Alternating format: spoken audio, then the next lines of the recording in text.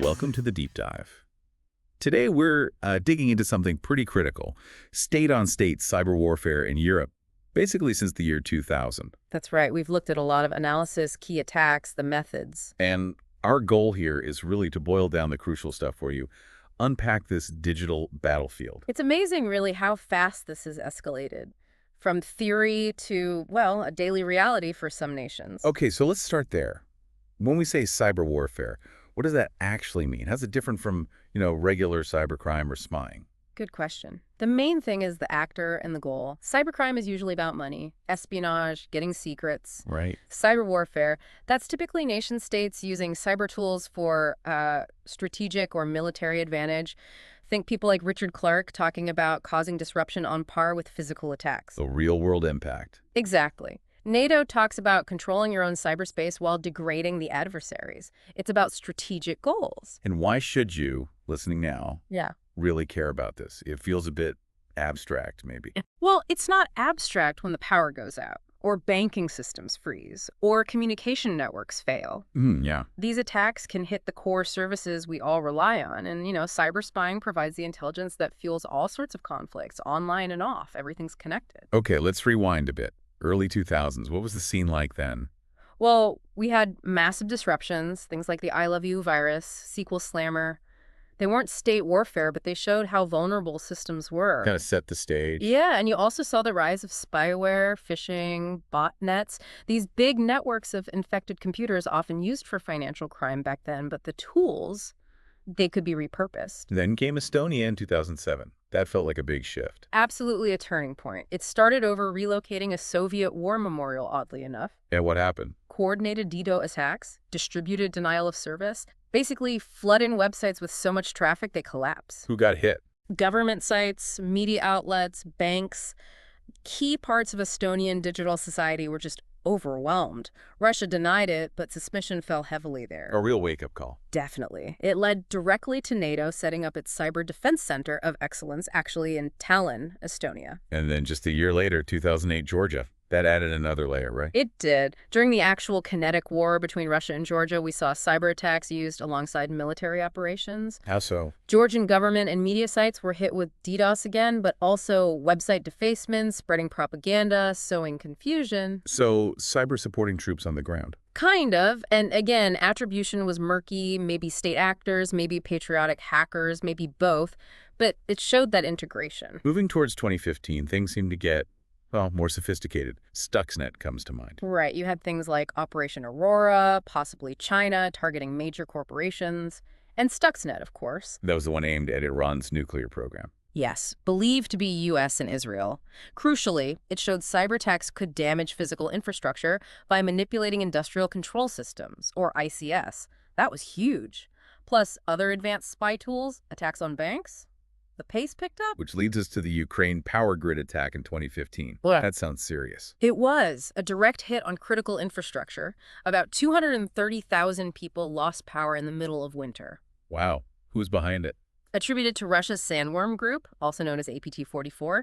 They used malware called Black Energy 3 to get access, then something called Kill Disk to wipe systems clean. Like digitally destroying them. Pretty much. And they even launched a telephone denial of service attack against the energy company's call centers so customers couldn't report the outage. Coordinated. Very. It was the first publicly confirmed case of a cyber attack successfully taking down a power grid. A real game changer. And then NotPetya in 2017. That went global, didn't it? Oh, massively. It started by compromising a Ukrainian accounting software update, also attributed to Russia's GRU military intelligence. But it didn't span Ukraine. Not at all. It spread like wildfire, looked like ransomware, but it wasn't really demanding money. It was a wiper, designed to destroy data permanently. Who got hit? Major global companies, Maersk, the shipping giant, Merck, the pharma company, and many others. Billions in damages worldwide. It used that Eternal Blue exploit, famously leaked from the NSA. Shows how easily things can spill over borders. Exactly. Unintended, or maybe not entirely unintended, consequences on a global scale. And of course, the conflict between Russia and Ukraine, really ongoing since 2014, has a huge cyber dimension. Absolutely. Ukraine has been a constant testing ground, you could say. Persistent attacks, DDoS, destructive wiper malware like Whispergate, Hermetic Wiper, Acid Pour, targeting government, military, critical infrastructure, media. And often linked to action on the ground. Yes, clear coordination with military objectives. Look at the attack on the Viasat satellite network right around the time of the full-scale invasion in 2022. It disrupted Ukrainian military communications, but also knocked out internet for thousands of users across Europe. Spillover again? Beyond these big headline events, are we seeing just like a constant hum of lower-level activity, espionage? Definitely. There's a noticeable rise in cyber espionage campaigns targeting Europe. Warnings from Denmark about telecom vulnerabilities, reports from France's cyber agency, North Korea targeting defense sectors. And the usual suspects. Oh, yes. Persistent campaigns from known Chinese groups like Salt Typhoon, Russian groups like APT-29, APT-28, plus pro-Russian hacktivist groups, Belarusian state actors. It's a crowded field, everyone looking for intelligence. So if we kind of dissect these attacks, what are the common tools, the recurring techniques? Well, you see DDoS a lot for disruption. Malware is key ransomware trying to extort money, wipers aiming to destroy. Social engineering, especially spear phishing emails to trick people into giving up access, is still very common. Getting that initial foothold. Exactly. Exploiting known software vulnerabilities like Eternal Blue or things like SQL injection, targeting those industrial control systems we mentioned for maximum impact. And of course, information operations spreading disinformation alongside the technical attacks. And these methods keep evolving, presumably. Constantly. It's a continuous cat and mouse game between attackers and defenders. The analysis we looked at mentions this idea of a digital siege. What does that paint a picture of? It's a pretty grim scenario, honestly. Imagine a coordinated, multi-pronged cyber attack hitting a nation's power grid, its communication networks, financial systems, maybe even healthcare, all at once. Cascading failures. Right, leading to widespread disruption, maybe panic. And think how hard it would be in that chaos to figure out exactly who did it and how to respond effectively. Very complex. So given this escalating threat, what's the path forward? Policy, international cooperation. That's the million-dollar question, isn't it? There's a huge need for clearer international norms, rules of the road in cyberspace.